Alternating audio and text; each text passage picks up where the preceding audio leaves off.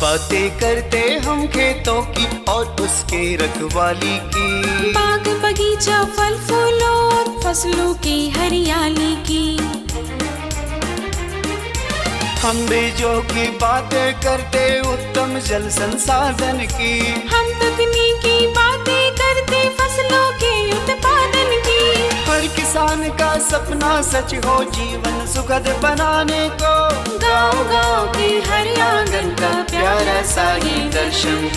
कृषि दर्शन, कृषि दर्शन, कृषि दर्शन, कृषि दर्शन, कृषि दर्शन, कृषि दर्शन, कृषि दर्शन, कृषि दर्शन। नमस्कार, जोहार। कार्यक्रम कृषि दर्शन में दर्शकों आप सभी का स्वागत है। दर्शकों, सबसे पहले कृषि जगत से जुड़ी हुई खबरें देखेंगे, तो आइए देखते हैं कृषि समाचार। नमस्कार, कृषि समाचार में आपका स्वागत है। मैं हूं अंशुषी खलकड़ा। आइए देखते हैं आज कृषि समाचार में क्या है खास। हजारीबाग के मछली पालकों के लिए प्रधानमंत्री मत्स्य संपदा योजना। गुमला के मछली पालक ले सकते हैं मछली सह बतख पालन योजना से लाभ। तिल के बेहतर उत्पादन के लिए लगाएं उन्नत प्रभेद कांके सफेद। अब समाचार विस्तार से। हजारीबाग जिला में मछली पालन के विकास के लिए प्रधानमंत्री मत्स्य संपदा योजना चलाई जा रही है। इस योजना के तहत हजारीबाग जिला के मछली पालकों को कुल 43 प्रकार की सुविधाएं उपलब्ध कराई जा रही हैं। इसमें एसटी, एससी और महिला लाभुक को 60% और सामान्य श्रेणी के लाभुक को 40% अनुदान दिया जाएगा। इस योजना से लाभ लेने के लिए 1 जुलाई तक जिला मत्स्य कार्यालय में आवेदन दे सकते हैं। गुमला जिला मत्स्य कार्यालय की ओर से जिला के मछली पालकों के लिए मछली सह बतख पालन योजना चलाई जा रही है। इसके लिए आवेदक के पास कम से कम 1 एकड़ जल क्षेत्र वाला निजी तालाब होना आवश्यक है। इस योजना की कुल लागत 1,53,350 रुपये प्रति इकाई है। इसमें सरकार की ओर से एसटी, एससी और महिला लाभुक को 80% और सामान्य कोटि के लाभुक को 70% अनुदान देने का प्रावधान है। इस योजना से लाभ लेने के लिए जिला मत्स्य कार्यालय में आवेदन दे सकते हैं। मुर्गी पालक भाइयों, रानीखेत और गंबोरो मुर्गियों में होने वाले संक्रामक रोग हैं। इस बीमारी से मुर्गियां बहुत तेजी से मरने लगती हैं। इन रोगों से बचाव का सबसे कारगर उपाय टीकाकरण है। इसलिए मुर्गियों को रानीखेत और गंबोरो का टीका जरूर दिलाएं। किसान भाइयों, जैसे अभी गर्मी का मौसम चल रहा है, इस मौसम में आप देखेंगे रानीखेत बीमारी, जिसको टुनकी रोग कहते हैं या इंग्लिश पे इसको न्यूकैसल डिजीज़ कहते हैं, ये काफ़ी अधिक मतलब बहुत एक महामारी के रूप में पूरे क्षेत्र में फैलता है, जिससे मुर्गियां बहुत अधिक मर जाती हैं, जिससे किसानों को बहुत अधिक नुकसान पहुंचता है। इससे बचाव के लिए कोशिश करें किसान भाइयों, जिस दिन आप चूजा लाते हैं उससे 3 से 5 दिनों में पहला टीकाकरण आप अवश्य कराएं। ये टीका 1 बूंद आँख में और अगर बच जाता है तो 1 बूंद आप नाक में भी दे सकते हैं। इसी का दूसरा टीकाकरण आप 20 से 21 दिनों में करें। इस टीकाकरण को आप आँख में भी दे सकते हैं या फिर पीने के पानी में भी प्रयोग कर सकते हैं। ये दोनों ही रूपों में किया जा सकता है। इसके अलावा आप 10 से 12वें दिन में गैम्बरो का टीकाकरण अवश्य करें। तो इस तरह से अगर टीकाकरण करते हैं तो आप मुर्गियों को गैम्बरो और रानीखेत से बचा सकते हैं। किसान भाइयों, आप खरीफ तिलहनी फसल तिल की खेती करना चाहते हैं तो 15 जुलाई से पहले फसल लगाने का काम पूरा कर ले। तिल के बेहतर उत्पादन के लिए झारखंड के लिए अनुशंसित उन्नत प्रभेद काके सफ़ेद लगाएं। तिल की खेती के लिए 5 से 6 किलोग्राम बीज प्रति हेक्टेयर की दर से बोएं। बेहतर उपज के लिए बीज कतारों में बोएं। बुआई में कतारों के बीच 30 सेंटीमीटर और पौधों के बीच 10 सेंटीमीटर की दूरी रखें। अच्छी उपज के लिए उन्नत प्रभेद काके सफ़ेद लगाएं। इसमें 47 से 50% तेल की मात्रा पाई जाती है और उत्पादन क्षमता 3 से 4 क्विंटल प्रति हेक्टेयर है। जो किसान व्यवस्थित और सुनियोजित तरीके से मधुमक्खी पालन कर रहे हैं, उन्हें बड़ी मात्रा में वैज्ञानिक तरीके से मधुमक्खी के छत्ते से शहद निकालने की ज़रूरत होती है। आसान और सुरक्षित तरीके से शहद निकालने के लिए किसान मधु निष्कासन यंत्र की मदद ले सकते हैं। आइए जानते हैं टमाटर फसल को रासायनिक दवा के बिना कैसे फल मक्खी कीटों से बचाएं। टमाटर फसल में फल मक्खी लगने का खतरा रहता है। फल मक्खी उड़ने वाले कीट होते हैं जो टमाटर के फलों को नुकसान पहुंचाते हैं। इससे बचाव के लिए किसान टमाटर की बुआई कतारों में करे और टमाटर की हर 16 पंक्ति के बाद एक पंक्ति गेंदा फूल लगा दें। और अब एक नज़र राज्य के 5 प्रमुख शहरों के मौसम के मिजाज पर। आज राज्य के 5 प्रमुख नगरों के अधिकतम और न्यूनतम तापमान कुछ इस प्रकार दर्ज किए गए। रांची का अधिकतम तापमान 30 रहा। कृषि समाचार में आज इतना ही। अगले दिन अगले अंक में फिर मुलाकात होगी कुछ ताज़ा तरीन खबरों के साथ। तब तक के लिए दीजिए इजाज़त। नमस्कार, जोहार। दर्शकों, आपने कृषि समाचार में कृषि जगत से जुड़ी हुई खबरें देखी मंडी का भाव और साथ में मौसम का हाल भी जाना। अब रुकते हैं एक छोटे से विराम के लिए। विराम में भी आपके लिए संदेश छिपा है। भारत सरकार का हर प्रयास किसानों को दे रहा है एक नई आस। देश के किसानों की खुशहाली और उन्हें आत्मनिर्भर बनाने के लिए भारत सरकार समर्पित है। प्रधानमंत्री श्री नरेंद्र मोदी जी के नेतृत्व में कृषि क्षेत्र में किए गए निरंतर प्रयासों के फलस्वरूप देश खाद्यान्न व बागवानी के क्षेत्र में आत्मनिर्भर हो चुका है और देश में दलहन का उत्पादन भी बढ़ा है। इसी तरह भारत सरकार ने खाद्य तेलों के उत्पादन को बढ़ाने के भी अनेक प्रयास किए हैं। इसी क्रम को आगे बढ़ाते हुए माननीय प्रधानमंत्री श्री नरेंद्र मोदी जी के नेतृत्व में भारत सरकार ने दूरदर्शी निर्णय लेते हुए राष्ट्रीय खाद्य तेल मिशन ऑयल पाम की शुरुआत की है। इस मिशन से देश भर के किसानों को बहुत लाभ मिलेगा। कृषि के पूंजी निवेश में वृद्धि होगी, खाद्य तेल आयात पर देश की निर्भरता कम होगी और रोजगार के नए अवसर पैदा होंगे। खाने के तेल में आत्मनिर्भरता के लिए अब राष्ट्रीय खाद्य तेल मिशन ऑयल पाम का संकल्प लिया गया है। इससे किसानों को तो सीधा लाभ होगा ही, गरीब और मध्यम वर्ग के परिवारों को सस्ता और अच्छी क्वालिटी का तेल भी मिलेगा। यही नहीं, ये मिशन बड़े स्तर पर रोजगार का निर्माण करेगा। इस मिशन के अंतर्गत ऑयल पाम का रकबा और पैदावार बढ़ाने पर जोर देने के लिए सरकार ने 11,000 करोड़ रुपए से अधिक की सहायता राशि निर्धारित की है। मिशन के तहत सरकार ने ऑयल पाम की खेती के लिए रोपण आदि की सहायता में बढ़ोतरी करते हुए पहले मिलने वाले 12,000 रुपए प्रति हेक्टेयर को बढ़ाकर 29,000 रुपए प्रति हेक्टेयर तक कर दिया है। ऑयल पाम के पुराने बागों के पुनरुद्धार के लिए 250 रुपए प्रति पौधा के हिसाब से विशेष सहायता दी जा रही है। पौधारोपण सामग्री की कमी दूर करने और बीजों की पैदावार करने वाले बागों को भी सहायता दी जाएगी।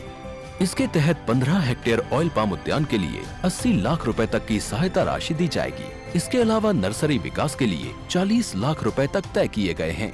पूर्वोत्तर और अंडमान राज्यों के लिए विशेष सहायता का भी प्रावधान है। ऑयल पाम के किसान ताजे फलों के गुच्छे यानी FFB का उत्पादन करते हैं, जिनकी वर्तमान में कीमतें अंतर्राष्ट्रीय मूल्यों में उतार चढ़ाव के आधार पर तय होती हैं। पहली बार केंद्र सरकार ताजे फलों के गुच्छे की कीमत के लिए किसानों को आश्वासन दे रही है। ये व्यवहार्यता मूल्य यानी VP कहलाएगा, यानी किसानों को कोई घाटा नहीं होने दिया जाएगा। व्यवहार्यता मूल्य VP तय करने की शुरुआत 1 नवंबर से होगी और अगले वर्ष 31 अक्टूबर तक जारी रहेगी। इसे ऑयल पाम वर्ष कहा जाएगा। इस योजना के तहत वर्ष 2025-26 तक ऑयल पाम का रकबा 6.5 लाख हेक्टेयर सृजित करने और कच्चे ऑयल पाम की पैदावार वर्ष 2025-26 तक 11.20 लाख टन पहुंचाने का लक्ष्य निर्धारित किया गया है। सरकार के इस महत्वपूर्ण निर्णय से देश में ऑयल पाम की खेती करने वाले किसानों में विश्वास पैदा होगा और वे खेती का रकबा बढ़ाएंगे। इस तरह पाम ऑयल का उत्पादन भी बढ़ेगा, जिससे किसानों की आय बढ़ेगी और ग्रामीण अर्थव्यवस्था भी सुदृढ़ होगी। दर्शकों, आज हम बात करेंगे वर्षा ऋतु में लाह फसल की सुरक्षा कैसे की जाए। तो देर न करते हुए आपको ले चलते हैं स्टूडियो, जहां पे हमारे विशेषज्ञ मौजूद हैं, देंगे आपको इसके बारे में बृहद जानकारी। किसान भाइयों नमस्कार। कृषि दर्शन कार्यक्रम में आप सभी का स्वागत है। किसान भाइयों, लाह का उत्पादन झारखंड में बड़े पैमाने पर किया जाता है। वन प्रदेश होने के कारण बहुत सारे किसान भाई इसे अतिरिक्त आमदनी का साधन भी मानते हैं। झारखंड में लाह उत्पादन के दौरान बहुत सारी जानकारियां नहीं उपलब्ध होने के कारण किसान भाई सही ढंग से खेती नहीं कर पाते हैं। आज हम तमाम जानकारियां आपको देंगे कि आप किस तरह से लाह फसल की खेती करें। लेकिन अभी का मौसम जो है वो बरसात का मौसम है, तकरीबन बरसात आने वाली है। ऐसे में अगर आप लाह फसल की सुरक्षा करें तो कैसे करें ताकि आपको अच्छी आमदनी मिले, इसी विषय पर हमारी बातचीत होगी। इस विषय पर बातचीत करने के लिए हमारे साथ स्टूडियो में मौजूद हैं डॉक्टर अचिंत परमानिक। डॉक्टर अचिंत परमानिक राष्ट्रीय द्वितीयक कृषि संस्थान रांची नामकोम में बतौर वैज्ञानिक कार्यरत हैं। डॉक्टर साहब, इस कार्यक्रम में आपका स्वागत है। नमस्कार आप सब लोगों को। किसान भाइयों, तमाम जानकारियां हम आप तक पहुंचाएंगे, आप हमारे साथ जुड़े रहिए। डॉक्टर साहब, जैसे हम झारखंड में लाख उत्पादन की बात करते हैं, वन प्रदेश है, स्वतः ही उत्पादन होता है, जैसा हमने कहा भी। बड़ा क्षेत्र है, बहुत सारे पेड़ पौधे उपलब्ध हैं। अगर हम झारखंड में बात करें कि क्या स्थिति है और भारत की क्या स्थिति है लाख उत्पादन में, तो कैसे समझें इसको हम? जैसे देखिए, जो भारत जो हमारा देश है, ये लाह उत्पाद में पूरे विश्व में नंबर 1 पोजीशन में आते हैं और उसमें पूरा देश में लगभग साल भर में 20,000 टन का लाख का पैदा होता है और इसका जो 80% है ये एक्सपोर्ट हो जाता है। और इसमें हमारा जो झारखंड राज्य है, आधा से ज़्यादा मतलब 10,000 टन के आसपास जो है ये झारखंड में ही पैदा होता है। और झारखंड में लगभग जो 25 लाख गृहस्थी है, उनमें से 4 से 5 लाख जो गृहस्थी है जो लाह का खेती के साथ जुड़े हैं और उनके लिए बहुत महत्व रखता है। और हमारा जो झारखंड में जो लाह उत्पाद होता है, ये एक केरिया लाक्का जिसको कहते हैं, इसी लाख कीट की प्रजाति से ज़्यादा उत्पाद होती है। और इसके जो इंटरनेशनल मार्केट है, मतलब उसमें इसमें काफ़ी ज़्यादा इनका मांग है, किंतु इनका जो गुणवत्ता है वो चाइना या थाईलैंड या मलेशिया में जो लाभ मिलता है उससे काफ़ी अच्छा है। तो किसान भाई जो लोग झारखंड में लाह खेती के साथ जुड़े हैं, उनके लिए अभी का जो स्थिति है बहुत ही उत्साहवर्धक है और हम अच्छे से अगर वैज्ञानिक तरीके से लाह का खेती करेंगे तो उनसे अच्छा आमदनी का भी उम्मीद है। बिल्कुल। डॉक्टर साहब, अभी का जो समय है ये मध्य जून चल रहा है। हाँ। बारिश तकरीबन दस्तक देने वाली है। ऐसे समय में जो लाह फसल की खेती करते हैं, किन किन फसलों की खेती होती है, किस तरह की सुरक्षा की ज़रूरत होती है? हाँ, जैसे आपको बता दें, लाह जो हमारे यहाँ पे झारखंड में उत्पाद होती है, उनमें ज़्यादातर 2 स्ट्रेन है, 2 किस्म कहते हैं हम इसको एक को कहते हैं रंगिनी और एक को कहते हैं कुसमी। जो रंगिनी लाह है वो मुख्यतः पलाश पौधे में बहुत अच्छे से होता है और हम बेर के पौधे में भी उसका खेती कर सकते हैं। जो कुसमी लाह है वो सबसे अच्छा कुसुम पौधे में अच्छे से होता है। ये छोड़ के भी हम बेर और झाड़ीदार पौधा सेमी अलाटा में भी उसका खेती कर सकते हैं। तो ये दोनों किस्म में ही साल में 2 फसल मिलता है हमें। जो रंगिनी है इसमें 2 फसल है, एक को हम बैसाखी कहते हैं और एक को कटकी कहते हैं जी। बैसाखी वाला जो फसल है ये काफ़ी लंबा फसल है, 8 महीने का फसल है, और कटकी जो है वो 4 महीने का फसल है। बैसाखी वाला फसल को अक्टूबर नवंबर दिवाली के आसपास उसको बिहान संचरण किया जाता है और इसका कटाई यही जून जुलाई अभी लगभग तैयार होने वाला है, जून जुलाई महीने में काटते हैं और उसी से बिहान लेके हम इसी महीने जून जुलाई महीने में कटकी फसल के लिए बिहान संचरण करते हैं और अक्टूबर नवंबर में उसका कटाई होता है। अगर हम कुसमी लाह की तरफ देखेंगे तो कुसमी लाह में क्या है कि इसमें भी साल में 2 फसल होता है। इसको एक को हम जेठवी कहते हैं, एक को अग्नि कहते हैं। जेठवी वाला फसल जो है वो अभी खेत में है, जनवरी फरवरी महीने में उसको बिहान संचरण किया गया था। अभी ये जून जुलाई महीने में उसका कटाई होगा, तो उसी बिहान को हम फिर लगाएंगे अग्नि क्रॉप के लिए। तो अग्नि वाला फसल अभी लगेगा जून जुलाई में और जनवरी फरवरी में उसका कटाई होगा। तो इसके मतलब जो है अभी बरसात के मौसम में रंगिनी फसल का, रंगिनी जो लाखा है उसका कटकी वाला फसल रहेगा खेत में और जो हमारा कुसमी है उसका अग्नि वाला फसल वर्षा ऋतु में रहेगा। बिल्कुल। तो डॉक्टर साहब, अभी तो बारिश काफ़ी होगी, है ना, तो ऐसे समय में जो हम फसल लगाएंगे, चाहे फसल को उतारेंगे, तो बहुत सारी सावधानियों की ज़रूरत होगी। हाँ। किस तरह की सावधानियां किसान भाई को इस वक्त रखना चाहिए? तो एक एक करके हम आते हैं। जैसे आप सबको पता है कि दूसरे किसी भी चीज़ का खेती के साथ लाह का जो उत्पाद है, इसका एक अंतर ये है कि इसको अब अकेले आप लाह कीड़ा को पाल नहीं सकते, इसको पोषक वृक्ष या पोषक पौधा में ही आपको पालना पड़ेगा जी। तो पोषक पौधा से ही ये पोषक तत्व लेगा। तो क्या होगा, पोषक पौधा अगर आपका स्वस्थ रहेगा, उसमें जान रहेगा, तभी आपको लाह में अच्छा आमदनी का संभावना है। तो इसीलिए हमें ये वर्षा ऋतु में खास करके जो पोषक पौधा है उसका देख रेख अच्छे से करना है। एक तो ये जो वर्षा का समय है, इस टाइम अगर आप नया पौधा लगाने का प्लान कर रहे हैं तो उसके लिए आपको गड्ढा वगैरह तैयार करना है, उसमें खाद और चूना देना है। तो खाद के बारे में बोलते बोलते एक चीज़ याद आ गया कि झारखंड का जो मिट्टी है ये बहुत ही एसिडिक है और इसमें पोषक तत्व का जो जैव पोषक तत्व है ये बहुत कम मात्रा में मिलता है, अम्लीय होने के कारण जैविक हाँ, और तत्व कम बरसात में काफ़ी तेज बारिश होता है, इसके वजह से क्या होता है ये जो पोषक तत्व ये बह के चला जाता है। तो फिर आपको अगर लाह का पोषक मिक्स को अच्छे से रखना है तो इसमें क्या करना पड़ेगा, आपको पौधे में चूना देना पड़ेगा।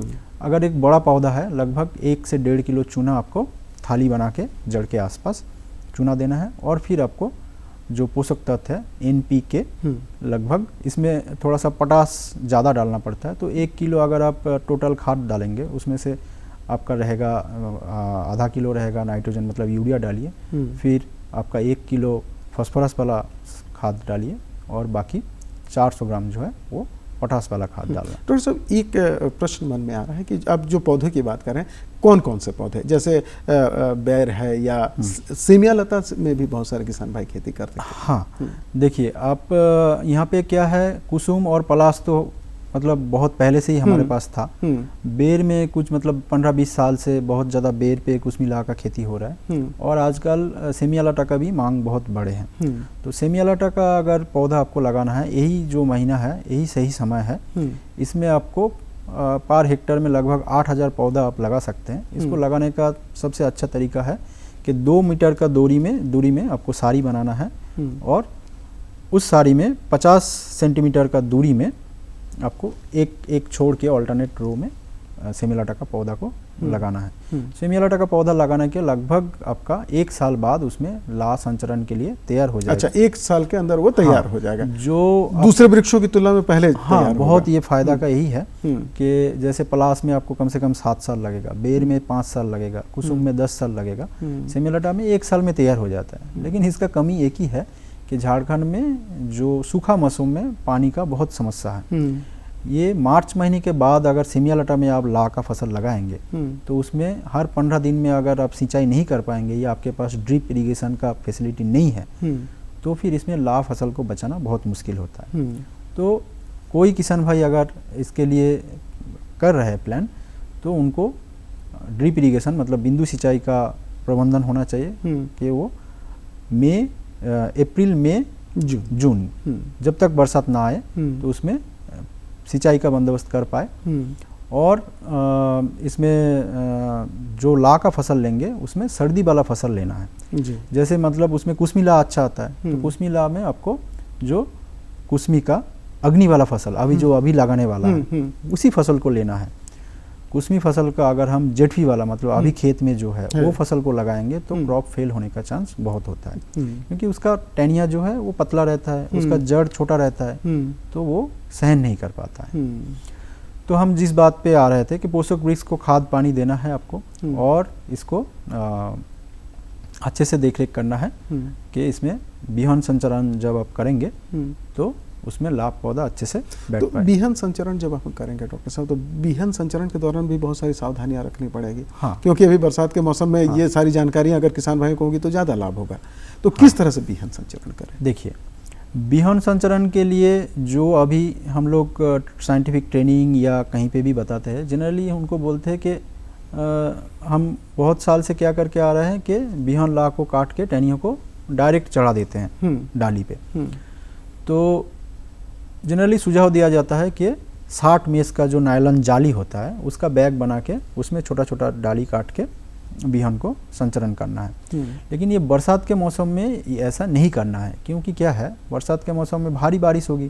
60 मेस का जाली मतलब उसमें छेद बहुत ही घना है, छोटा है, तो पानी क्या होगा, पानी से वो अगर पूरा जाली भरा रहेगा तो लाह का जो शिशु कीट है वो निकल के बैठ नहीं पाएगा।